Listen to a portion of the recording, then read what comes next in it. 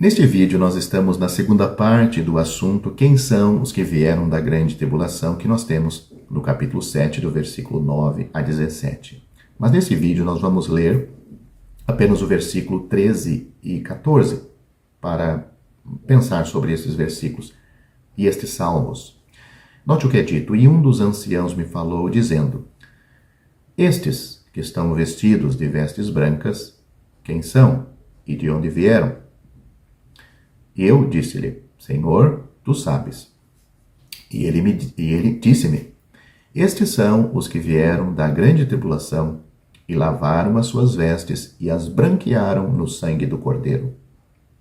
Bem, o fato de um dos 24 anciãos intervir nesta cena não é um argumento válido contra o seu caráter representativo. Vimos em outro vídeo que esses 24 anciãos, representam a igreja em função sacerdotal, já no céu, glorificados. Então, esta cena está acontecendo após o arrebatamento da igreja. Os sacerdotes da linhagem de Arão eram tanto indivíduos quanto representantes do sacerdócio todo. Quando agiam na sua turma no templo, por exemplo, você pode ler sobre o assunto em 1 Crônicas, no capítulo 27, versículo 1. A intervenção do ancião é a resposta à perplexidade óbvia de João. Ele está admirado. João não precisou ser apresentado aos 24 anciãos, nem precisou de qualquer explicação acerca do primeiro grupo, mas ele está claramente perplexo acerca deste novo grupo. O verbo que temos aqui, respondeu, além de seu significado normal de responder uma pergunta, contém também a ideia de começar a falar. Mas, como o dicionário Vine explica, esta palavra é usada sempre quando alguma coisa precedeu uma afirmação ou um ato ao qual o comentário se refere. Por exemplo, você pode ler sobre o mesmo verbo em Mateus capítulo 11, versículo 25, Lucas capítulo 14, versículo 3 e João capítulo 2, versículo 18.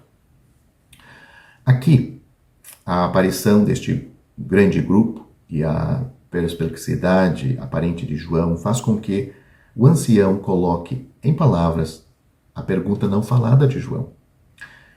Pergunta e resposta é um esquema comum em profecia para o desdobramento de revelação divina, como, por exemplo, nós temos em Daniel capítulo 7, versículo 15 e 16, Zacarias capítulo 1, versículo 9 e também o 19, o capítulo 4, versículo 1 a 6, você pode ler esses versículos. Estes que estão vestidos de vestidos brancos, quem são e de onde vieram? Esta foi a pergunta.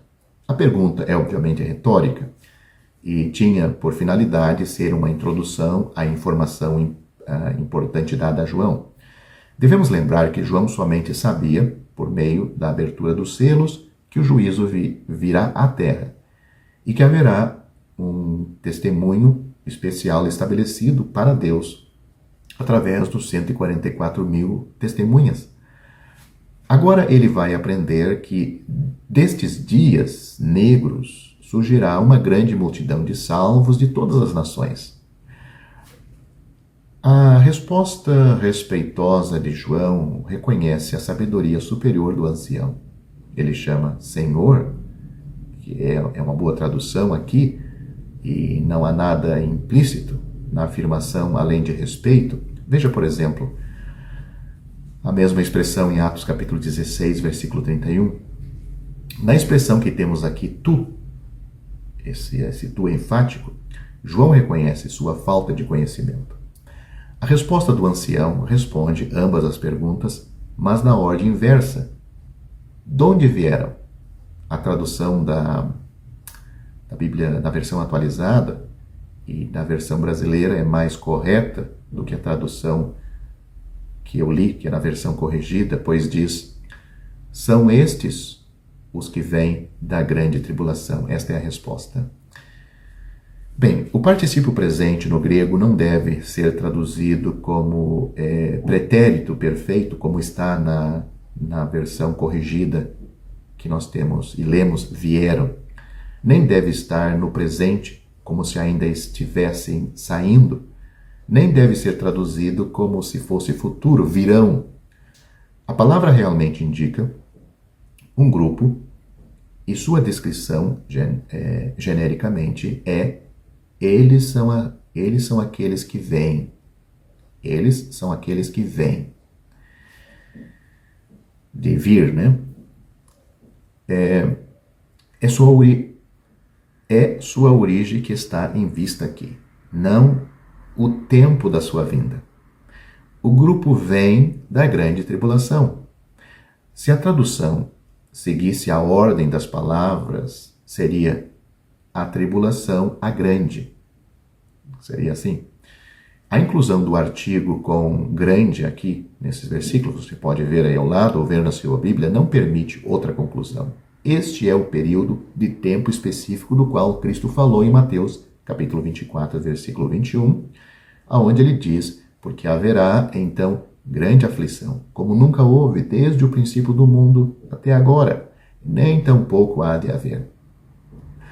A ausência do artigo na afirmação do Senhor destaca o caráter do período, enquanto que o artigo repetido aqui em Apocalipse identifica o período específico em vista.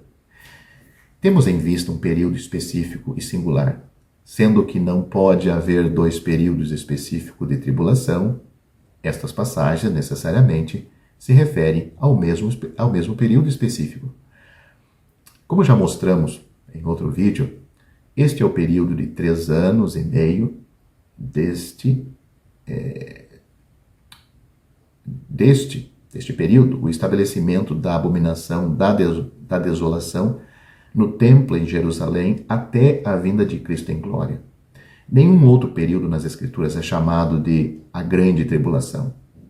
Cristo avisou seus discípulos que no mundo três tribulação, depende da tradução da Bíblia, 3 aflições, aflição ou tribulação. João capítulo 16, versículo 33.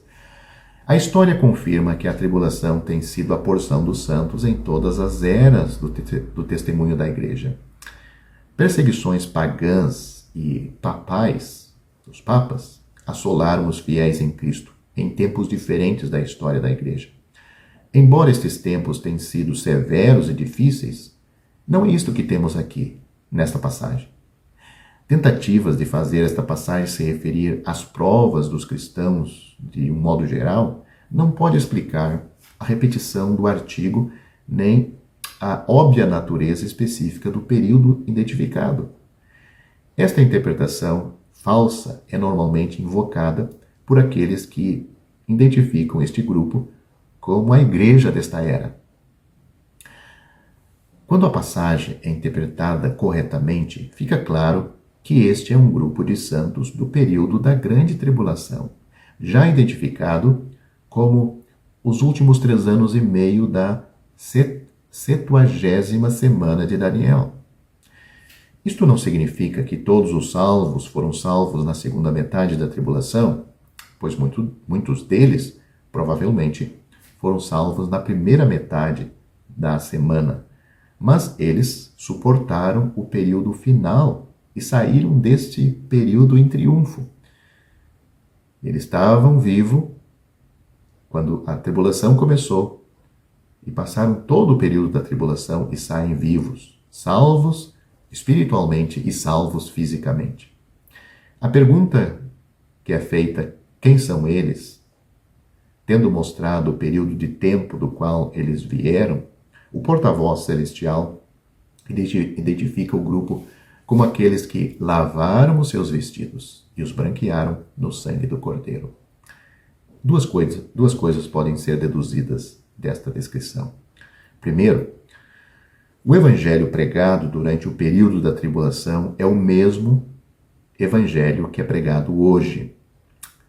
Nós temos que explicar hoje. Hoje nós é pregado o evangelho da graça. Naquele período será pregado o evangelho do reino. o valor, nós temos que dizer que é o mesmo Evangelho no seu caráter de valor dado à morte de Cristo, pois ele é o único fundamento sobre o qual Deus pode salvar os homens. Esta verdade, proclamada na Terra, tem sido o meio de pensa mundial.